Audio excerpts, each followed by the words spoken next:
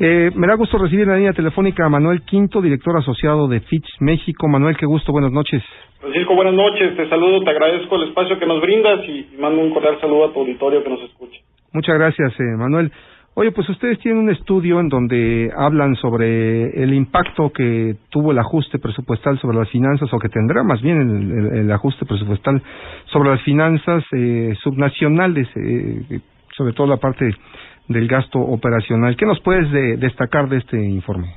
Ya, Francisco, te comento, en primera instancia vemos de manera favorable esta acción que está realizando el gobierno federal. Sin embargo, desde el área que nosotros estamos enfocados, que es finanzas públicas subnacionales, tratamos de ver cómo se da este impacto o cómo pudiera darse hacia las entidades federativas y municipios en México.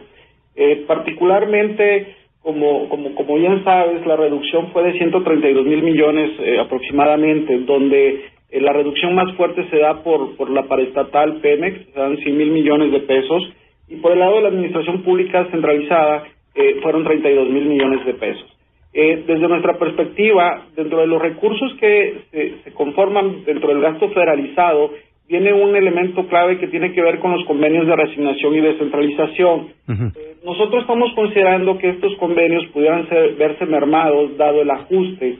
Hoy por hoy no existe el detalle sobre los convenios porque se firman en el primer trimestre del año.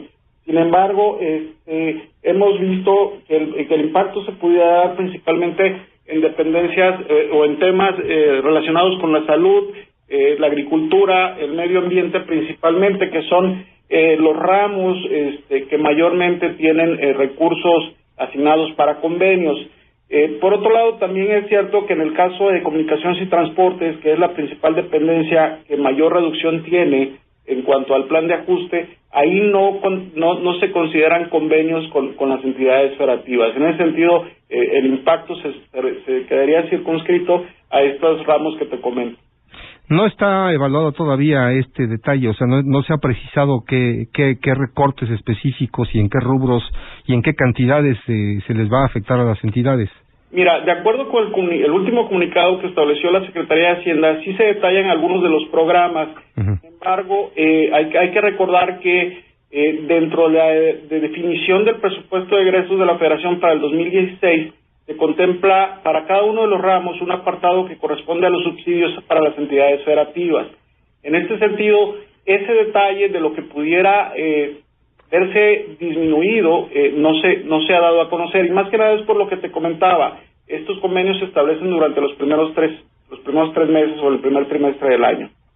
Ahora, sin lugar a dudas, les va a pegar fuerte. Muchas entidades hoy en día, muchos estados y municipios, están algunos incluso casi en quiebra, otros en una situación de un alto endeudamiento, y esto pues los pone en un entorno más vulnerable. Sí, de hecho, como lo vemos desde el punto de vista de la agencia, hay varios elementos en el entorno que se están presentando. Nosotros en el mes pasado sacamos precisamente un comunicado relacionado a que el Fondo General de Participaciones no se vería impactado en la misma proporción como fue en el 2009, dado a la caída del precio del petróleo. Es decir, el impacto que esperábamos es alrededor del 4,75% sobre el Fondo General, que es el más importante de las participaciones que reciben los estados y municipios. No quiere decir que no lo no quiere decir que no les vaya a afectar, simplemente que el impacto será menor y no será tan sensible como en ese entonces. Sin embargo, se han venido adicionando otros elementos como del ajuste que realiza el gobierno federal y que pudiera impactar los convenios, y hay otros elementos como el tema del ajuste de la tasa objetivo que establece el Banco de México, que de alguna manera pudiera llegar a impactar lo que viene siendo el servicio de la deuda o el pago o el costo financiero para las entidades federativas y municipios. Entonces, si sumamos estos elementos, el planteamiento por parte de la agencia es que debería en este sentido realizarse eventualmente consideraciones en relación a su propio plan y presupuesto de las entidades federativas. Es decir, tal como lo está estableciendo la Secretaría de Hacienda en el caso del gobierno federal, las entidades deberían de hacer lo propio en ese sentido.